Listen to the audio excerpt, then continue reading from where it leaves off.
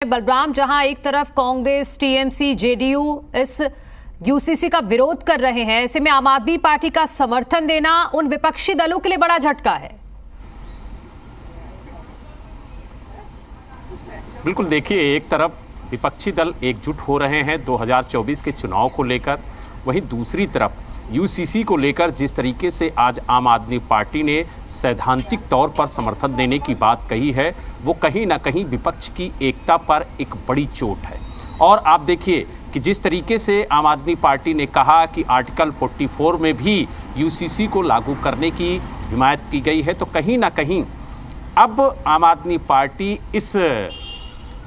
Uniform civil code को लागू करने की सिफारिश एक तरीके से कहा जाए तो करती हुई नज़र आ रही है। लेकिन उसका ये भी कहना है कि सरकार को इसको लेकर के सभी धर्म, सभी मजहब के लोगों से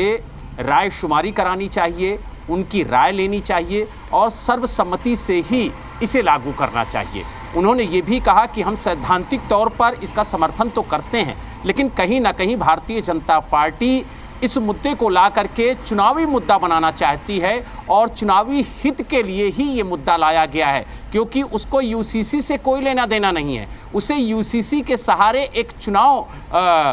को लेकर के अपना ग्राउंड तैयार करना है और इसीलिए इस मुद्दे को लाया गया है। लेकिन सवाल इस बात का है कि जब आम आदमी पार्टी ने इस मुद्दे को लेकर के सैद्धांतिक तौर पर समर्थन देने की बात कही, तो जिस तरीके से विपक्ष यूसीसी को लेकर के विरोध कर रहा है, उसमें विपक्ष की एकता जो है, एकजुटता जो है, वो बिखरती हुई नजर आ रही है। क्योंकि कांग्रेस बार बार ये आरोप लगाती है कि आम आदमी पार्टी चाहे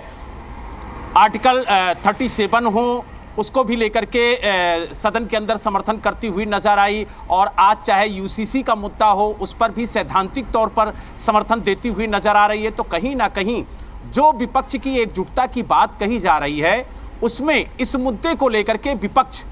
दो पार्ट में बटा हुआ नजर आ रहा है। एक तरफ आम आदमी पार्टी सैद्धांतिक तौर पर इसे समर्थन दे रही है, तो वहीं चाहे कांग्रेस हो, चाहे जेडीयू हो, चाहे अन्य विपक्षी दल हो, वो इसका विरोध करते हुए नजर आ रहे हैं। तो कहीं ना कहीं भारतीय जनता पार्टी के लिए भी ये काफ़ी सुखद सूचना होगी कि आम आदमी पार्टी कम से कम सैद्धांतिक तौर पर यूसीसी का समर्थन तो कर रही है। बलराम, क्या इस फैसले का सीधा असर विपक्षी एकता पर पड़ता है, या फिर जैसे अध्यादेश को लेकर हो रहा है कि कांग्रेस अपना रुख क्लियर नहीं कर रही है, वैसे ही जो आम आदमी पार्टी है वो ये तर्क दे रही है कि जो देश के हित में है उसका तो आम आदमी पार्टी समर्थन करेगी ही करेगी? बिल्कुल, देखिए, आम आदमी पार्टी के राष्ट्रीय संगठन महामंत्री संदीप पाठक ने जी से बात करते हुए साफ तौर से कहा कि हम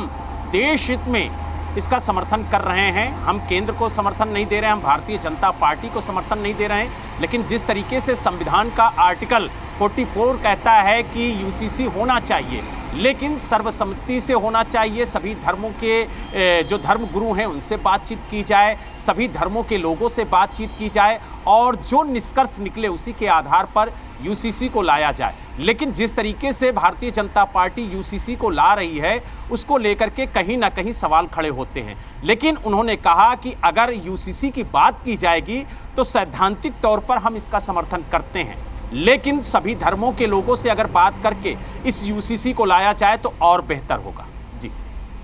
बिल्कुल। और दूसरी तरफ जो मुस्लिम संगठन हैं वो ये कह रहे हैं कि इसको लेकर मीटिंग की जाएगी, उसका पुरजोर विरोध किया जाएगा। इसी बीच आम आदमी पार्टी का समर्थन देना, इसके क्या मायने हैं?